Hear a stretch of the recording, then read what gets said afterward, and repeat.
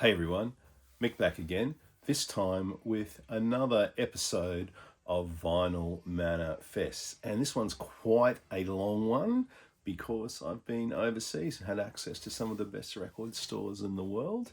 And anybody who watches this channel for a bit knows I do like my new vinyl. So love to be taking opportunity when I can, no matter where I am in the world, to do that. So this really covers a heap of April and May, so certainly a bit longer, and some key vinyl. Okay, so let's start off firstly with something a little bit closer to home. This is Robert Forster, and people will know Robert Forster as one of the principals, and maybe the key principal, along with Grant McLennan, in the Go-Betweens. This is his Strawberries album. This is released on Tapet Records, which is out of Germany. On this one, we get 8 songs, and there's a song called Breakfast on the Train, which is Robert's longest song ever at 7 minutes 56.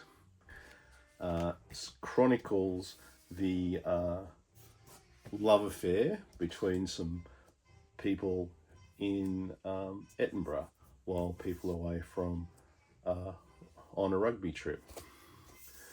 That's Robert dedicating it to me when I got to meet him at the launch. There's a little bit of a snippet of that show, and in fact the world premiere live performance of a track from that in-store at Rocking Horse Records in Brisbane. Okay, let's keep the Australians going.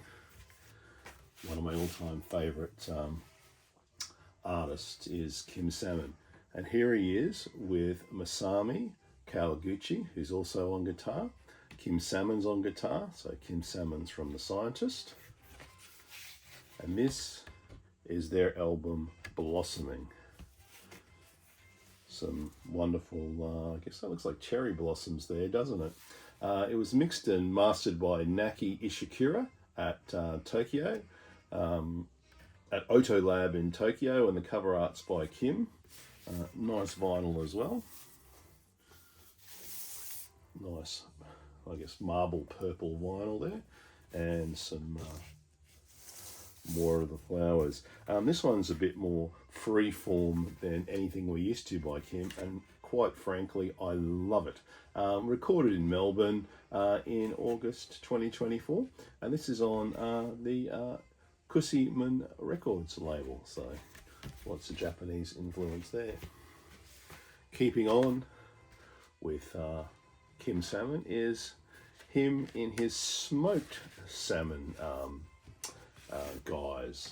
Okay, and here we have their debut album on Cheer Squad. Now these guys did support the Hard Quartet earlier in the year.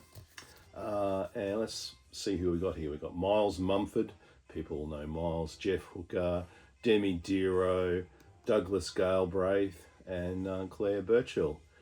This is a lot more song orientated, and does feature Kim playing several of his hits from over the years in a new version, I guess. And Swamptacular Vernacular would be a favourite, where it is a new song, but there's certainly a lot of old Kim in there. Big year for Kim Salmon, because he's also released been part of the B Suburban album that got released. So yeah, how good's that?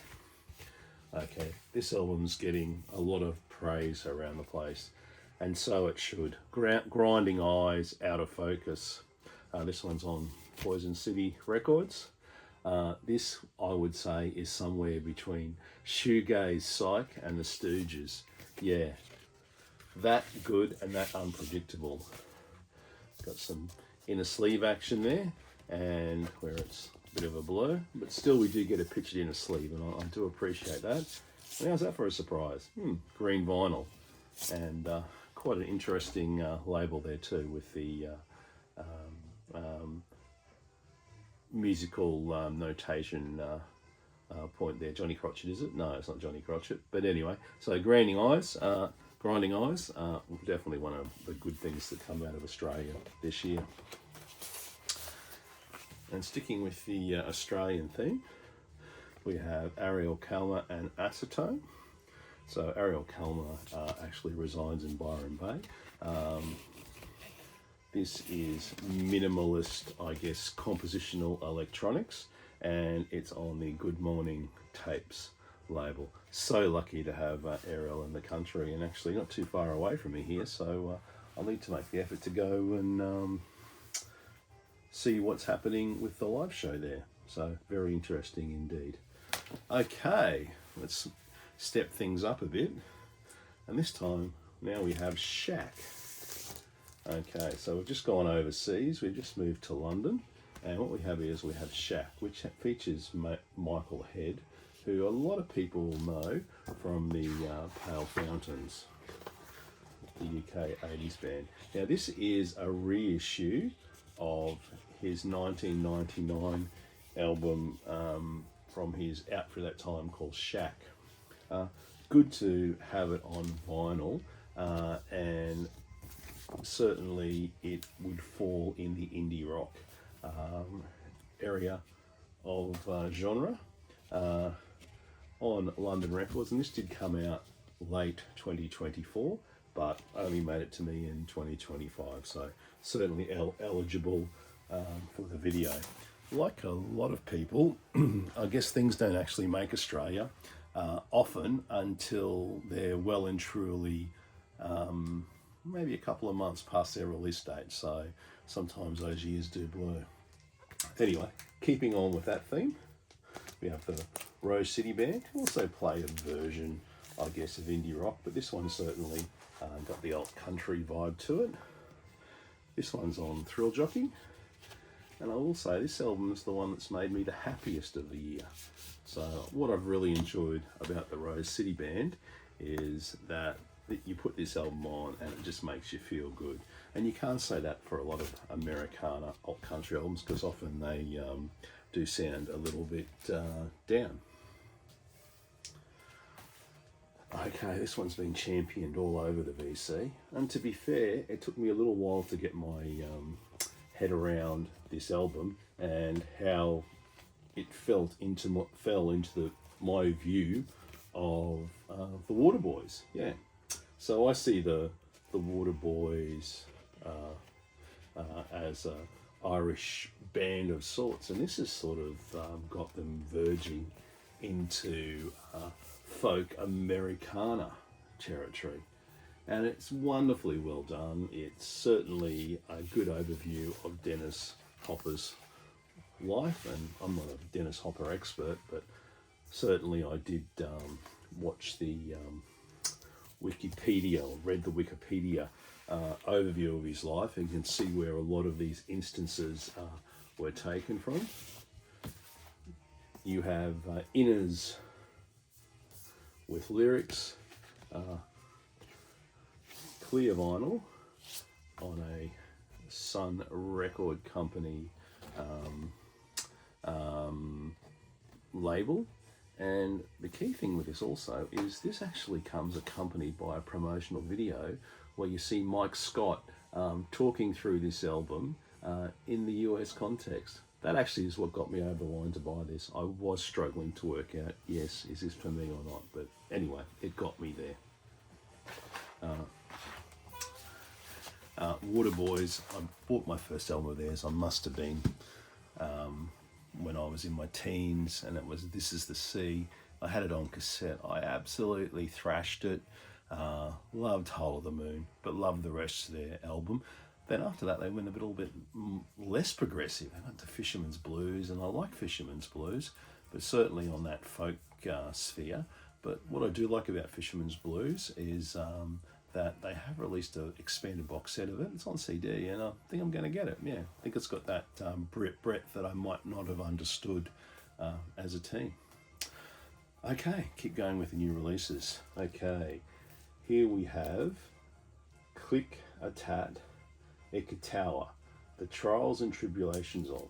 So this is a box set, and it's the unhinged, damaged art punk from San Diego's Uh, uh, and what you get here is you get there 3 albums and a booklet from the Numero Group.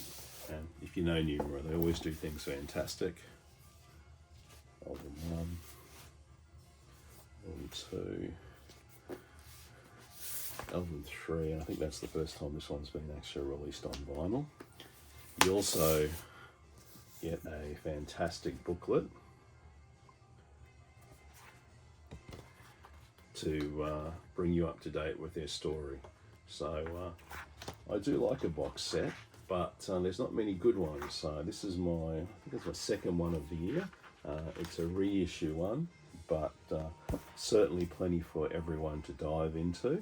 And you can just tell by their instruments there, with the DX7 featured and the way the vocalist is performing, and there's the guitars on the back. So you know you're in for a noisy punk kind of way forward. So yeah, great box set, and if you're into Art Damage punk, certainly worth your while to purchase it. Okay, next up now, this one is another one of those albums that technically came out in 2024. Vinyl didn't come around, or not my way anyway, until 2025. Unfortunately, it's one of those PVC sleeves, which for me means living in the subtropics. I'm going to have to find a new way of storing it. But what we have here is we have Moen's You Never End album, fantastic post-punk. A little bit noisy, a little bit messy, just to make it that little bit unique. I actually think it's one of last year's key records, and let's take this out for everyone. You can see there, I've got some individualised labels. Okay, next up was on one of my record store day once. I eventually ended up buying this in Rome, where I saw it in a shop that the former Pope Francis visited. This is the US version of the First Public Image album. Absolutely cracking version. I love Public Image, so it's just another version on a theme for me. But I can never get sick of that, so very happy to finally get it from Record Store Day. Okay, next up, one of my all-time favourite bands. Here we are, Sonic Youth with Hold That Tiger. And this version is on Superior Viaduct. It's officially released by the band, and it's actually at the correct speed, which may or may not be a positive depending which way you see it.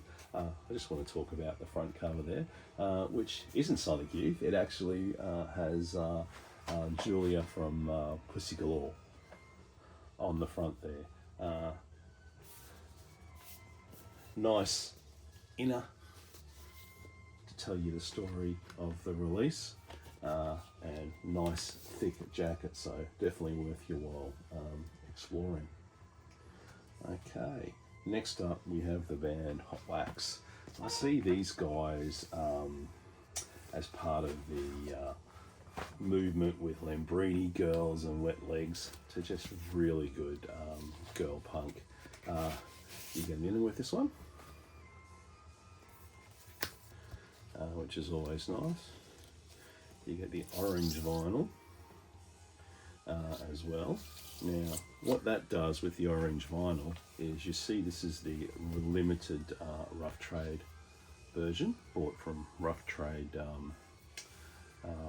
West in Notting Hill, and not only do you get the yellow wax, which raises the question about the hype sticker, and I want to keep the hype sticker on now because it mentions the wax and goes with the wax, but you also get a 7-inch single, which I'll actually get to open, listen to the album a heap, but yeah, and certainly a nice little extra there, and a little bit of extra something that Rough Trade does offer with their exclusive releases.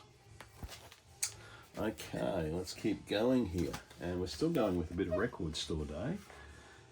Whoever says Record Store Day doesn't provide, I mean, they've really got to be reconsidering that thought, because as you can see through not just my videos, but other vinyl community videos, is that people are picking up titles which have been released for Record Store Day and throughout the rest of the year sort of thing as they come to them. So this is Shudder to Think. This is their album Pony Express record from the 1990s. Long gone on vinyl. Key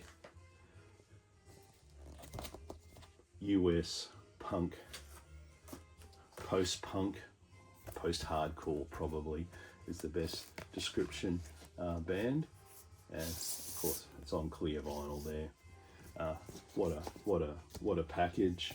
And this is very expensive in some stores, but I got this for $69, which I thought was an absolute steal for a double vinyl album in Australia. So pleased to have it. I've got a heap of their releases, so nice to have this one on board.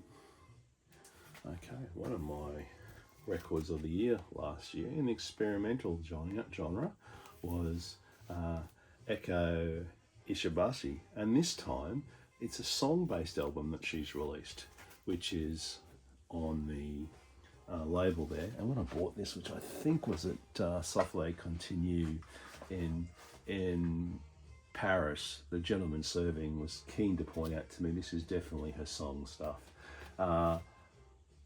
It's definitely her song stuff and not as experimental as her other records, but what it does do is it does highlight Gina understands good song as well, and they still get the atmospherics, and Jim O'Rourke helps out all over the place. One of this year's good things. Maybe it is a folk record, maybe it does fall into that category. Is it Japanese folk? Probably definitely not. Anyway, so there we are. Genres are always tough, aren't they? And while we're on US experimental legends, I just talked about Jim O'Rourke, so we have Bill Orcutt. Now, Bill Orcutt was in Harry Pussy, and this is his album that also came out at the end of 2024. Once again, copies didn't reach Australia. Think of a super wrecked John Fahey. There's his amp, ready to roll. This is on a label that does release a lot of Bill Orcutt stuff in Palilalia Records, and this one was actually mastered by James Plockler. Always does a good job on indie releases. Certainly Keyman people seem to go for that stylized music. Keeping on with the experimental guitar theme, we have William Tyler. This album's called The Indefinite. So, much like it's in his sleeves, there's a bit of a magical ride between guitar-based music and I guess more experimental vortexes of noise and harmony, dreams, anguish. It's a stunning record. I think it is a great guitar record. It certainly is difficult to categorize. I actually think this is Americana, but once again, as just mentioned with Bill Orcutt, there's a heap of John Fahey in here. I've got the black vinyl version. There's William Tyler doing his best Americana look. Now, the next artist we're going to talk about, I'm not too sure whether he actually is still Americana, but I am putting him in that category. And this is the poster you get with the Sable Fable album, which is the next one I'm going to talk about by Bon Iver. Bon Iver, as some people call him, but I think it is Bon Iver. What you get is a double album, and once again it genre hops. Me personally, I actually think this is a folk album, but more folktronica, so probably moving the genre forward, and he's certainly done that with his other albums. If you only know him through Skinny Love, you really are missing the point of Bon Iver. There we go, the artwork there, blending in with the album artwork, with the inner artwork, and we can see there with the themes contained within Folktronica of the highest order. It's got a real soulful feel. Comes on that apricot coloured vinyl, which is always nice on the Jaguar label. Certainly one of this year's big releases, and I will be keeping him in the Folktronica Americana sphere. Okay, next what we have up, which I think is technically a bootleg. So what this is the Velvet Underground and Nico, as you may have guessed, played by Beck and Friends. So this was released digitally a couple of years back, and finally there's been some pressings made on vinyl. Now there's a US version and a European version. This one here is the European version, and apparently this is the definitive version of it. So I guess hopefully there's some scope for Beck to release this officially, because I don't really like supporting enterprises that aren't supporting artists. But ultimately, I guess we need to have the art to appreciate. Yeah, hard to find actually, and if I wasn't in a shop in Europe, I wouldn't have been able to purchase that. Think of a Americana take on Andy Warhol by the Velvet Underground and Nico. Features a heap of people on it, most notably Bram Inscore and Nigel Godrich. I have him feel slowly and seed. I do Nito. So yeah, one for your Beck completers, and if you're just a general fan of the Velvet Underground and Nico as well. Does anyone really call it Andy Warhol? Questions I need to ask. Okay, next one up comes from Stranger Than Paradise in London. So fantastic record store, lots of exclusives along that row that you need to go through to get to this store, which is in a marketplace. There's a heap of great record stores, so heaps to stop on the way. This is Patti Smith and the Soundwalk Collective. This is their 2025 album, so obviously we all know Patti from Horses, but if you've been following her career for the last couple of years, she's done a lot of work with the Soundwalk Collective, usually with abstract poetry pieces. The Stranger Than Paradise bonus was you got these unique prints.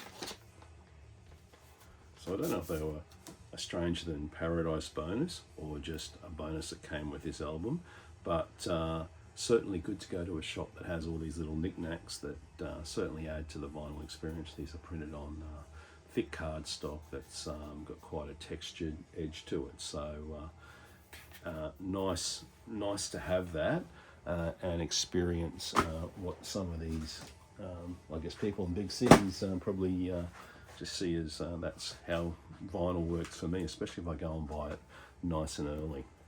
Okay, I'm going to start continuing now. We're going to stay in London, but we're going to stay in London on the basis that we're going to talk through some more electronic albums, and some of these are, certainly on the dance sphere. So that's enough for Patti. Now, next up we'll have Twigs, and this is a Sexua. So I see Twigs as somewhere between, I guess, Kate Bush and Bjork, and certainly the music reveals that. Kate Bush from the aspect of the performance, and that's why she's called Twigs, because she bends and shapes herself accordingly. This has been a big play on my headphones, and certainly something you can go around, walk around to with its stuttering beats, etc. Once again, this too comes with some nice bonuses. I'll just quickly show them. You get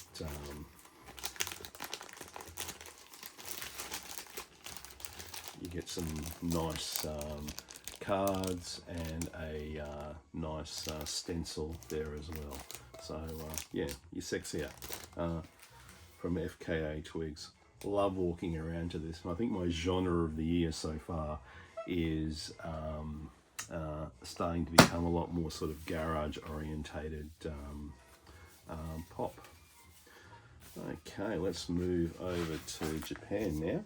And with that, we have Shinichi Otobi, and this is his album Discipline, which came out late last year, so once again qualifies for 2025 by me.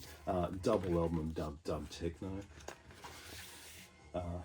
Shinichi Otobi had some stuff on the Basic Channel label, a 12-inch on the Basic Channel label at the beginning of the century. Kind of disappeared from my radar, but he did release a couple of albums in the meantime. This particular one, straight dub techno with that real ambient feel. That's the kind of techno I like, is the dubbed out Basic Channel variety. Just can't get enough of it. So nice to have that.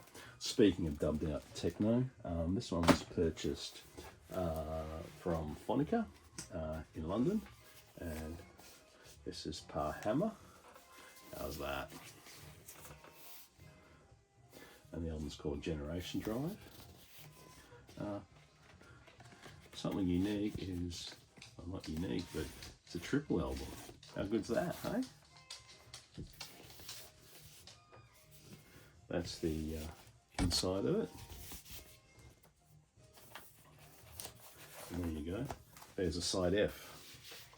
Don't too many too many sides Fs and too many side E's, do you? No. Okay, and there's further evidence of it being a triple.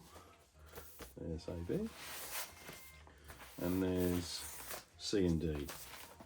Once again, dubbed out techno, and of the highest order. I've certainly played the hell out of this one since I've got home.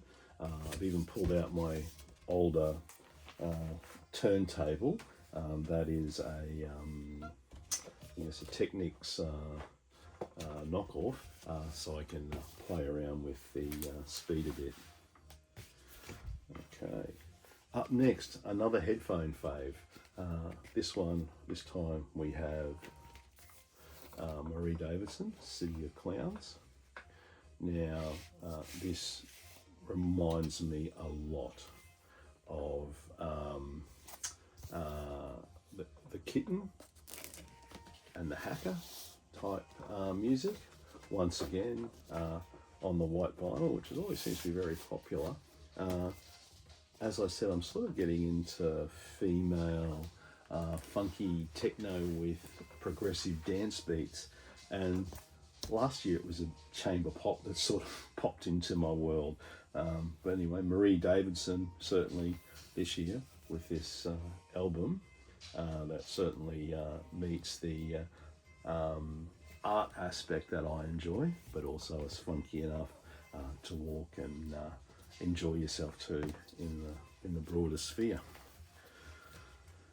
Okay, speaking of female pop that's funked up and arty, here we have Oclu, and Oclu is French. Once again, funked up, not as experimental, as you said. It probably follows a more traditional sort of dance style, and comes with a huge fold-out poster, which, you know, like everyone, I tend not to actually fold out. I just leave it with the release. I guess I probably think I have other things to have on my walls, and I actually like the minimalist aesthetic, so I don't tend to use them. Doesn't stop this being a great album, and one that once again I went and enjoyed with extra couple of revolutions on the turntable. Okay, next up is something quite special, and it's it's definitely ambient techno in the dubbed out variety, but this one is Muslim Gauze with Hamasa, and check out that. How good's that? I love screen printed artwork. Now, the main person behind Muslim Gauze, Brian, died in the 90s, and people have been releasing all these various experiments and albums on vinyl or rediscovering through box sets. This one's actually stitched, so hopefully you can see that. Once again, dubbed out techno, certainly with a huge Middle Eastern feel, which is sampled from various old records. Political, but political from a 1990s viewpoint. So not exactly where we're seeing everything today, but not far from it. Okay, another one of my favourite albums from last year was Ghost Dubs, and here is extended versions from his Damaged album, which was one of my albums of the year last year. We get to see the nice big bass spin there, more deepness from Ghost Dubs, more a companion piece to Damage, but I'm sure this will be, you know, one of the reggae albums of the year. And finally, what I have is for the electronic section. So finally for the electronic section, we have Barker with Stochastic Drift. Now, if you're like me and you love early Autechre, Aphex Twins, minimalist electronics, but with some sort of funk beat, there's Barker's for you on the always great Small Town Super Sound album, mastered and cut by Stefan Becky, who many people will be aware of his work, and artwork by Kim Horathoy, who has done a number of similar sort of artworks to this design here, so definitely worth your while. Pretty standard sort of label there, comes on black vinyl, but like a lot of these great things, I love when the label artwork has some reflection to the album artwork. Keeps it for that nice consistent feel. Okay, let's move on to the jazz. Okay, this has been everywhere. Joe Henderson's Multiple, originally a Milestone, been lovingly re-prosecuted by the Jazz Dispensary. Fantastic mastering, great jazz album, great packaging. If you like jazz, you need this. It's that simple. Okay, next up is Yaz Ahmed, embracing Middle Eastern flavours on this double album. Now, this is still definitely jazz from Yaz Ahmed, but A Paradise in the Hold, features the trumpeter mixing a heap of music from Bahrain, and there's even I call big stars on this with Natasha Atlas How good's that artwork? Is this jazz? Yeah, it is. It's the modern incarnation of jazz, but embracing everything that's come before it and taking that into account, and certainly appreciating the role of non-Western musics. So far, this was released in 2025. One of my favourite jazz albums of the year. Okay, speaking of great jazz albums, we have a Wadado Leah Smith and a Vijay Iyer album.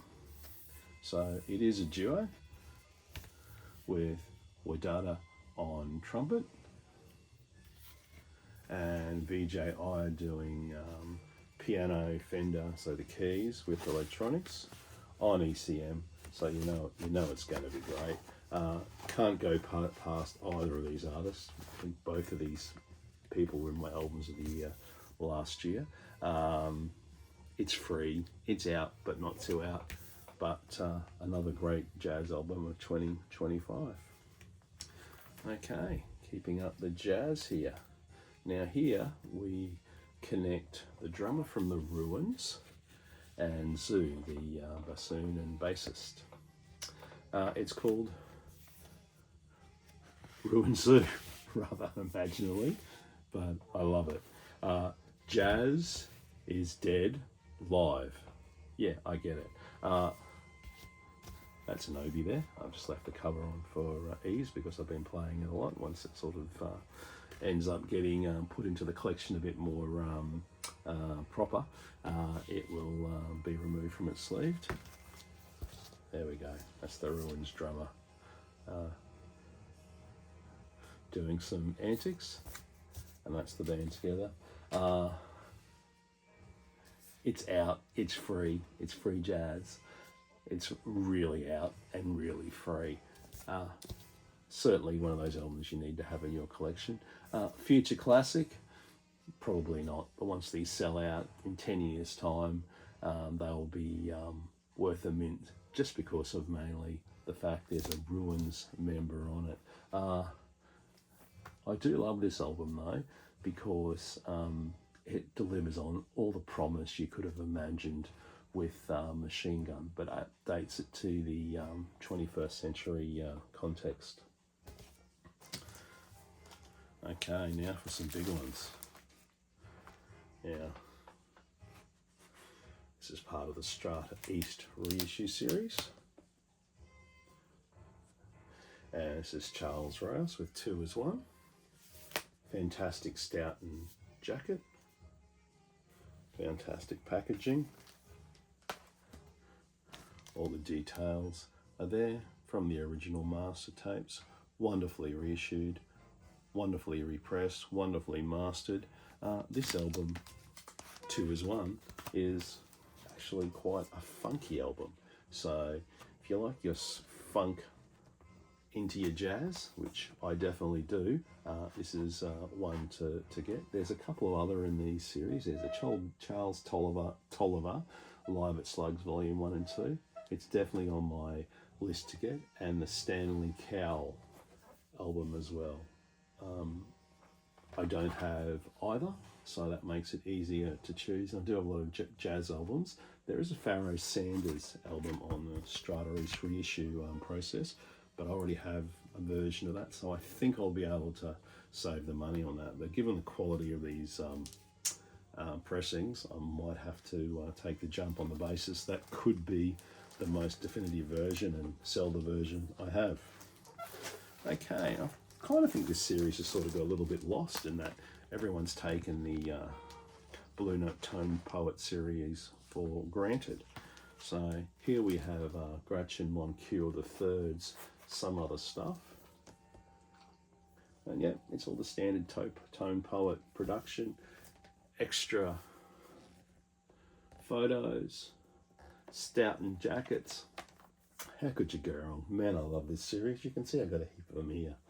Blue Note is my favourite label, and we're starting to sort of, I guess, look at things in the catalogue that are a little bit obscure, which makes good for me because I do have a lot already, But what I really like about this is music is a little bit out, a little bit free, but most wonderfully mastered, and I suspect this is the best it's ever sounded. So if you like your Blue Notes and you particularly like your 4000 series, this is pretty well much a no-brainer.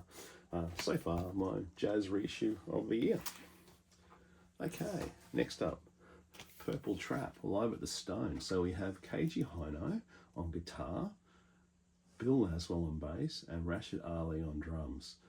Recorded in 2005, so it is an archival release. You can see some details there. Really out recording. Once again, Haino being Haino, Laswell plays Laswell, and Rashid Ali plays Rashid Ali. So I guess that means it is jazz, but it's on the edge of jazz. And like the Ruin Zoo album, certainly on the side of free. Cut by Ry Marine, dub plates and mastering, D&M Berlin, who always do a great job. If you like your jazz out and you're partial to a little bit of Keiji Haino, this is one to think of. Only 500 items, so we'll go quickly. Okay, next up, something a little bit obscure, and maybe my only album that I own from, is that Guadalupe? Yeah, so this is Lick Hubert Séjour, and this has been reissued by a French label, and it's one of the best albums ever released in Guadalupe, so I guess it is my favourite Guadalupean album. Anyway, spiritual sound. Sound quality on this is clean, not remastered like the Kevin Gray and Strata East reissues, but certainly a quality remaster by at the Cavaliers in London, who are sort of making their name as remastering suit. Jazz, funk, psychedelic, that's your sound there, so you can't go wrong. Originals of this cost literally thousands, so probably the only realistic chance if you're into rare groove to get hold of this album. Okay, the next one up was by somebody I know quite well, John Sermon. I know John Sermon because he's a free jazz artist, and I took a risk on this one. You can see there it's on a Russian label. The Russian label is called Endless Happiness. So a big risk there because I was worried about the mastering, and to be fair, I've just shown you 3 albums of the most fantastic mastered albums you can imagine. You can certainly hear the difference on this. Still, it was quite affordable. You know, it cost me $40 Australian, and it certainly passes the muster as a great listening copy. Was I ever going to spend $200 on this as an album? You know what? Now that I've heard it and listened to this a lot, I probably would have. So maybe it's false economy. Anyway, I've got to come by one that's in good quality, so maybe that won't happen. To be fair, this label seems to be making a little bit more effort than your Doxies and your various other, grey market European labels. I'm not too sure this is grey market. On Discogs it says it's legitimate, so it is. So not complaining, but if you need to get hold of the John Sermon album, it's not a bad version to get. Okay, now I'm parking this in the jazz criteria. It's Big Hands Thelma, and this one is as much about experimental electronics as it is about jazz. Free, and certainly would fit in with the new definition of jazz. Certainly a heap of I guess what I would call Middle Eastern influences, and that's probably with Yusuf Ahmed being on a couple of tracks. Says here, Thelma was conceived in dreams over 2 consecutive nights as Andrea traversed the storm-ridden Mediterranean Sea in late June 2024, and was later brought to life with the intent of preserving the sounds and structures they originally dreamt. So a dream sequence there, metamorphosized into vinyl. Something fresh and new. And if you're into the new side of jazz and the London style of jazz, you're definitely going to like this one. Okay, another one of these rare soul funk holy grails. Congas, trumpet, sax, flute, bass, guitar, drums. You got the picture. We have the Invaders spacing out. From the hype sticker, the epitome of psychedelic funk, an exceedingly rare album sought out by rock, funk and soul and hip-hop sample fiends and bootleg for decades. This is the first official release of the album and done with license and participation. What more can you want? Once again, out in late 2024, but seemed to only make the outside world in 2025. If you're into rare groove and you like to have a lot of jazz albums, which I do, this one definitely one to get. A bit of a no-brainer. Once again, a quality original goes for thousands, so you can't forget that. And finally, after such a big go through, there we go, one that's been all over the VC and one I can thoroughly recommend. So this is Eddie Hazel on the Rhino Reserve, and it's games, dames and guitar things. To find a quality copy of this, particularly in Australia, is difficult. So you want to take advantage of whatever opportunities assert themselves. And there you go. You get your Rhino Reserve for people who have not seen the inner. Promoting the fidelity pressing. And of course you get the Rhino Reserve label. Okay guys, that was a massive finds manifests video for me. Funny how these things manifest, and that's what manifested for me over April and May. Big haul. Okay, talk soon again with some more vinyl thoughts for everyone to think about and share. Okay, nice to see everyone. Talk soon.